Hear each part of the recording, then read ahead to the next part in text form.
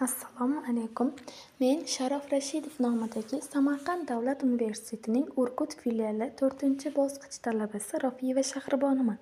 Bugungi mavzuyimiz umumiy o'rta va o'rta maxsus ta'lim tizimida tarbiya jarayonini tashkil etishning o'ziga xosligi. Barchamizga ma'lumki, bugungi kunda O'zbekistonda o'qituvchilarning ustozlik qobiliyati, iste'dodlarini yanada qo'llab-quvvatlash va rag'batlantirish, ta'lim muassasalari faoliyatini boshqarish va tashkil etishning maxsus tizimini yaratish, maktablarda tarbiyaviy ishlarni olib boradigan bo'lajak o'qituvchilarni tayyorlash jarayonida milliy va umuminsoniy qadriyatlarga nisbatan hurmatni shakllantirish, ularning ma'naviy, axloqiy, intellektual va jismoniy rivojlanishi darajasini yanada oshirish, bilimlarini takomillashtirish asosida ilm-ma'rifat bo'yicha targ'ibot, tashviqot ishlari amalga oshirib, o'quvchi yoshlarni kamolotga yetkazish, o'z ishida aniq natijalarga erishadigan, 21-asrda hamma narsaga qodir bo'ladigan, dunyoga taniladigan, sog'lom tafakkurga ega bo'ladigan ustozlar faoliyatini tashkil etish kabilar alohida ahamiyatga ega.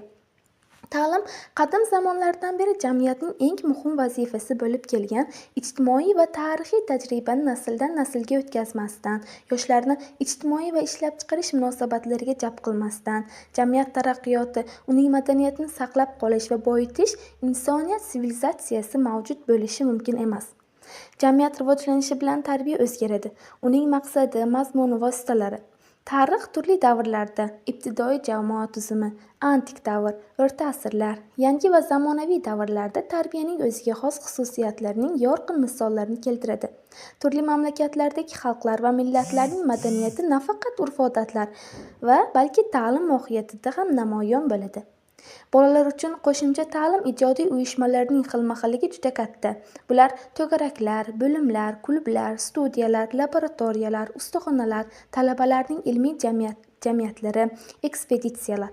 Uning platformasida ham ko'p qirrali hisoblanadi. Bu avvalo ijodiy uyushmalar nafaqat ma'lum bir fan sohasi doirasida o'qitish, balki kengroq funksiyalarni bajarishga mo'ljallanganligi bilan bog'liq. Shuning uchun ularning samaradorligini maksimal darajada bolaning mavjud qiziqishlari va ehtiyojlarini qondirishning to'liqligiga bog'liqdir. Zamonaviy o'qituvchining vazifasi. Bunda bolalarni qabul qilingan qarorlarda mustaqillik, harakatlar va ishlarda maqsadga muvofiqlik, ularning o'z-o'zini tarbiyalash qobiliyatini rivojlantirish va o'zaro munosabatlarni tartibga solishdir. Tarbiyaning maqsadi ma'naviy va jismoniy o'zini rivojlantirish, o'zini takomillashtirish va o'zini o'zi anglash qobiliyatiga ega bo'lgan shaxsni eng to'liq madaniyat talab qiladigan rivojlanishi hisoblanadi. Tarbiyaning mazmuni. Bu shaxsiy madaniyati, ichki madaniyat, uning mohiyati, ma'naviyat va tashqi madaniyat. Bunga muloqot, xulq-atvor, tashqi ko'rinishlarni misol qilishimiz mumkin.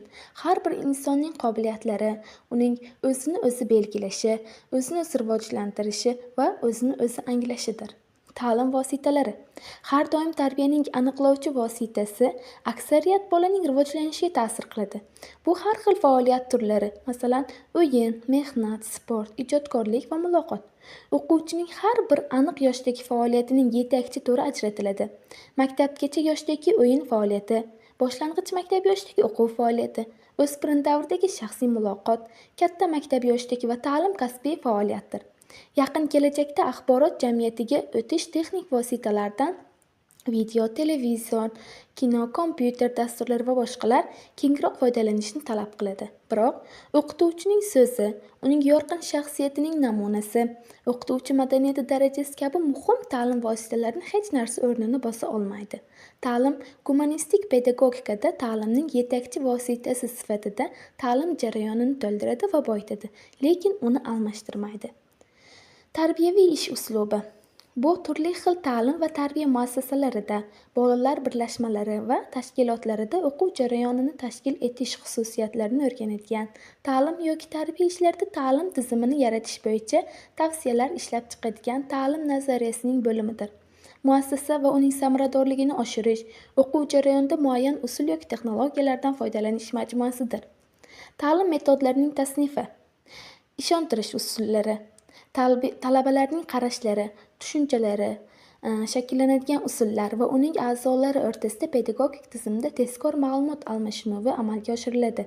Taklifni bayon qilish, dialog, nizo, ko'rsatma, nusxa, batafsil hikoya.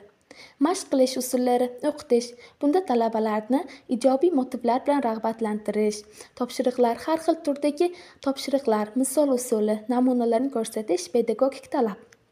Baholash va o'zini o'zi baholash usullari. O'z-o'zini hurmat qilishni rag'batlantiradigan usullar va o'quvchilarga xatti-harakatlarini o'zini o'zi boshqarish, o'zlarini aks ettirish, o'zini tarbiyalashda yordam berish va talabalarning harakatlari baholanadi. Ta'lim faoliyati turlari.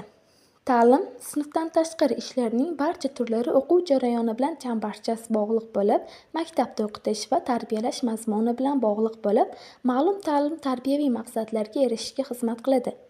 Kognitiv faoliyat kognitiv qiziqishlarni rivojlantirishga, bilimlarni to'plashga, aqliy qobiliyatlarni shakllantirishga va boshqalarga qaratilgan bo'lib, bu ekskursiyalar, olimpiadalar, musobaqalar, ma'ruzalar, kitob haftaliklari va boshqalardir. Qiymatga yo'naltirilgan faoliyat mohiyatan dunyoga munosabatlarni shakllantirish, e'tiqodlarni, qarashlarni shakllantirish, odamlarning axloqiy va boshqa me'yorlarini o'zlashtirish. Bu qadriyat deb ataladigan hamma narsadir. O'qituvchi faoliyatining turli shakllarida ijtimoiy va axloqiy mavzulardagi suhbatlar, munozaralar, bahs-munozaralarda o'quvchining dunyoqarashi, hayot haqidagi qarashlari rivojlantirishni rag'batlantirish uchun keng imkoniyatlarga ega. Albatta, talabalarning ijtimoiy qadriyatlarini o'zlashtirish faoliyatining barcha boshqa shakllari va turlarida ham sodir bo'ladi. Jamoat faoliyati bolalarning o'zini o'zi boshqarish organlarida, maktabdagi va undan tashqaridagi turli xil bolalar va o'smirlar birlashmalaridagi ishtirokini, mehnat, siyosiy va boshqa aksiyalarda va kampaniyalarda ishtirok etishni o'z ichiga oladi. Bu o'z-o'ziga xizmat ko'rsatish, o'zini o'zi boshqarish organlari, ish, kechqurun, ta'til va boshqalar kabi shakllarda sodir bo'ladi. Estetik faoliyat bolalarning badiiy didini, qiziqishlarini, madaniyatini va qobiliyatlarini rivojlantiradi. O'quvchilar uchun estetik mashg'ulotlarning ahamiyatini ortiqcha baholash qiyin.